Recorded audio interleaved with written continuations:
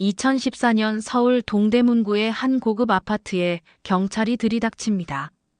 경찰은 62세 여성 이모 씨에게 영장을 제시하며 체포를 알렸습니다. 겉으로 보기엔 평범해 보이는 이 여성이 대체 무슨 죄를 지었을까요? 그녀의 범행은 한 재력가 침해, 노인의 90억 원에 달하는 재산을 노린 충격적인 사기극이었습니다. 3년 전 당시 81세였던 치매 노인 A씨에게 접근한 이 여성은 자신을 의료재단 이사장이라고 소개하며 환심을 샀습니다. 그리고는 A씨에게 재산을 지켜주겠다며 혼인신고까지 감행했습니다. 이 여성은 혼인신고 후 공범 2명과 함께 A씨의 90억 원 상당의 부동산을 차례로 처분해 60억 원을 빼돌렸습니다. 더욱 악질적인 것은 A씨의 주소지와 전화번호를 수시로 변경해 미국에 살고 있는 자녀들과 아예 연락이 닿지 못하게 막았다는 점입니다. 이렇게 8개월 만에 재산을 빼돌린 이 여성은 돌연 A씨에게 이혼을 요구했고 소송이 마무리되자 자취를 감춰버렸습니다. 이 이야기는 뉴스에 보도되었던 실제 사건입니다. 평생을 일궈온 소중한 자산이 한순간에 사라지는 노후 재산 강탈 범죄. 여러분의 부모님은 그리고 여러분은 이 위험에서 안전하신가요? 오늘 행복백세TV에서는 소중한 노후 자산을 지키기 위해 반드시 알아야 할 재산 강탈 범죄의 실태와 예방법에 대해 자세히 알아보겠습니다. 영상을 시작하기 전에 구독과 좋아요 버튼을 눌러주시면 더 좋은 정보를 만드는데 큰 힘이 됩니다. 앞서 말씀드린 90억 원대 사기 사건 외에도 노인들을 대상으로 한 재산 강탈 범죄는 끊임없이 발생하고 있습니다. 또 다른 충격적인 사례를 말씀드리겠습니다. 2020년 한 가사도우미가 치매를 앓는 노인의 재산 17억 7천만 원을 13년간에 걸쳐 몰래 빼돌린 사건이 있었습니다. 이 가사도우미는 노인이 자신을 여동생으로 착각하는 치매 증상을 악용해 노인 몰래 재산을 빼돌리고 자신의 아들 계좌에 입금했습니다. 노인은 자신이 운명하는 순간까지도 자신이 피해자라는 사실을 알지 못했습니다. 이처럼 노인, 특히 치매나 거동이 불편해 스스로를 보호하기 어려운 분들을 대상으로 하는 재산 강탈 범죄는 더욱 교묘해지고 있습니다. 이들은 단순히 돈을 요구하는 것을 넘어 혼인신고와 같은 법적 절차를 악용하거나 오랜 시간 동안 신뢰관계를 쌓아 재산을 빼돌리는 방식으로 범죄를 저지르고 있습니다. 주요 범죄 수법은 크게 3가지로 요약할 수 있습니다. 위장 결혼 및 동거입니다. 재력가 노인에게 접근해 여생을 책임지겠다며 환심을 산 뒤 혼인신고를 하고 재산을 빼돌린 후 이혼 소송을 통해 관계를 끊는 수법입니다. 신뢰관계 악용은 가사도우미, 요양보호사 등 노인과 가까이 지내며 깊은 신뢰관계를 쌓은 후 판단 능력이 흐려진 틈을 타 서류에 서명을 받거나 계좌에서 돈을 빼내는 방식입니다. 가족관계 악용은 자녀나 친척이 부모님의 재산을 임의로 처분하거나 다른 가족 몰래 증여를 받는 등 가족관계를 악용하는 사례도 빈번합니다. 이렇게 노인 대상 재산 범죄가 끊이지 않는 이유는 무엇일까요? 가장 큰 원인은 피해자가 범죄 사실을 인지하기 어렵거나 인지하더라도 적극적으로 대처하기 어렵기 때문입니다. 특히 치매 노인의 경우 스스로 자신의 피해 사실을 밝히는 것이 불가능에 가깝습니다. 이러한 위험으로부터 우리 부모님의 소중한 노후 자산을 지키기 위해서는 무엇보다 예방이 중요합니다. 다음 5가지 방법을 통해 지금 당장 우리 부모님의 재산을 안전하게 보호하시기 바랍니다. 첫 번째, 가장 확실한 법적 방패인 성년후견제도입니다. 성년후견제도는 질병, 장애, 노령 등으로 인해 사무 처리 능력이 부족한 성인에게 법원이 후견인을 선임해 재산 관리와 일상생활을 지원하는 제도입니다. 이 제도는 크게 2가지로 나뉩니다.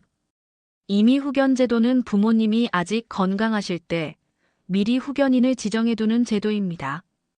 부모님이 직접 후견인을 지정하고 후견인이 어떤 범위까지 재산을 관리할지 정해두는 것입니다.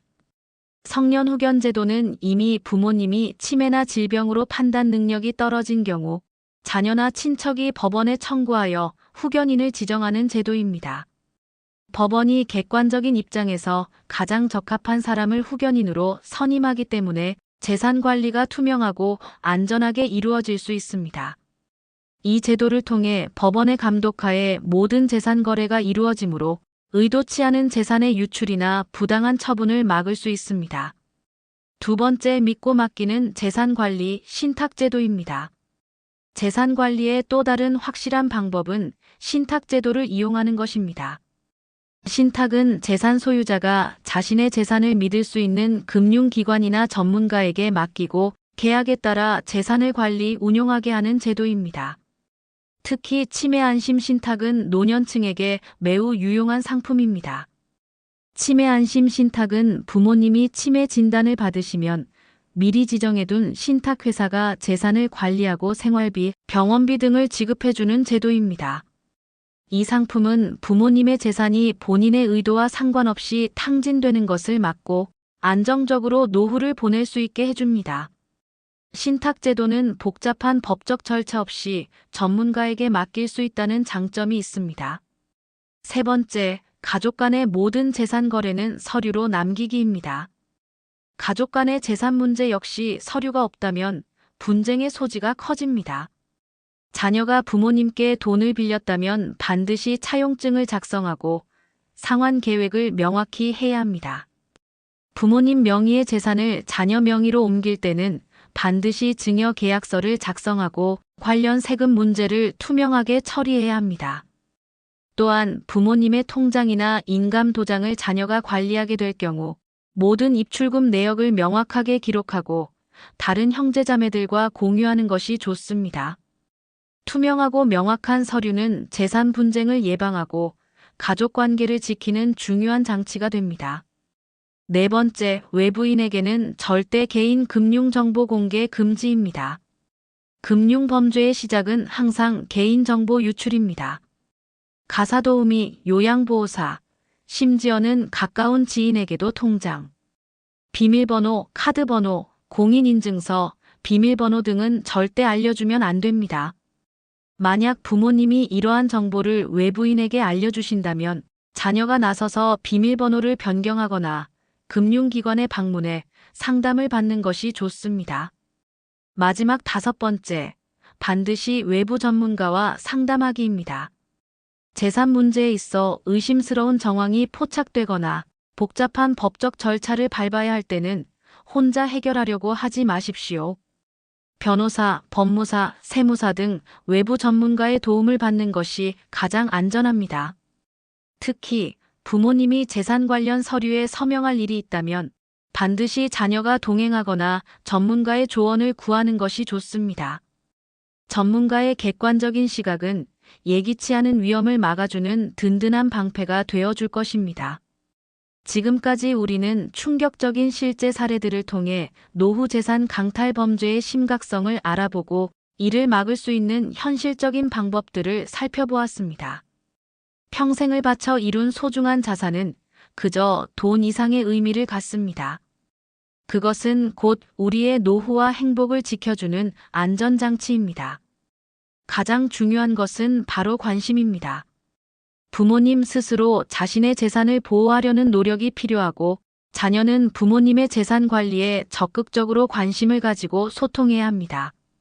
오늘 소개해드린 성년 후견제도, 신탁, 그리고 투명한 서류 관리는 우리의 소중한 노후를 지키는 든든한 방패가 될 것입니다.